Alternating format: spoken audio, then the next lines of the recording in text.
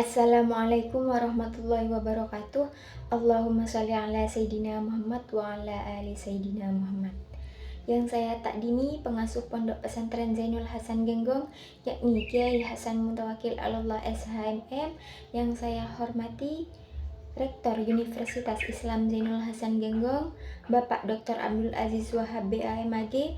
Yang saya hormati Dekan Fakultas Tadris Umum sekaligus dosen pengampu Ibu Wahyu Lestari MPD, dan tak lupa juga teman-teman yang saya cinta dan sayangi. Baik, sebelumnya perkenalkan, nama saya Firda Novita Muharramah, Prodi Matematika semester 5. Di sini saya ingin mempresentasikan materi yang berjudul reliabilitas.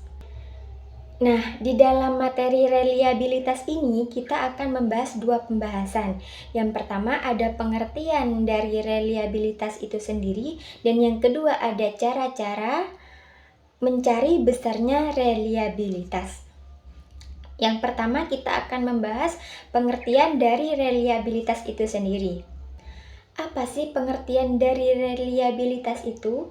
Reliabilitas adalah suatu konsep dalam penelitian, pengukuran, dan psikometri yang mengacu pada tingkat konsistensi atau kestabilan suatu instrumen dalam mengukur sesuatu.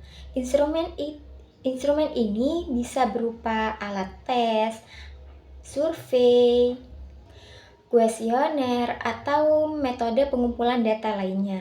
Semakin tinggi reliabilitas data lainnya, instrumen semakin konsisten hasil yang diperoleh ketika digunakan berulang kali dalam kondisi yang serupa. Reliabilitas itu penting karena menentukan seberapa akurat dan dapat dipercayanya hasil pengukuran. Jika sebuah instrumen tidak reliabel, maka hasil pengukurannya bisa saja berubah-ubah dan tidak mencerminkan kondisi sebenarnya. Akibatnya, keputusan atau kesimpulan yang diambil berdasarkan pengukuran tersebut bisa salah.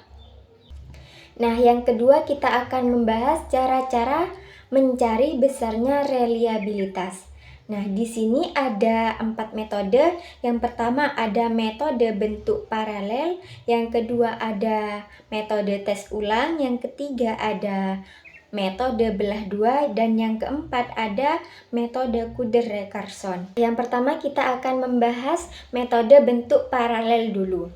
Nah, metode ini digunakan untuk mengukur reliabilitas dengan membandingkan hasil dari dua bentuk instrumen yang berbeda tetapi setara. Misalnya, dua set soal ujian yang berbeda, namun mengukur kemampuan atau konsep yang sama. Nah, tujuannya untuk mengukur konsistensi hasil pengukuran antara dua instrumen yang memiliki tujuan yang sama.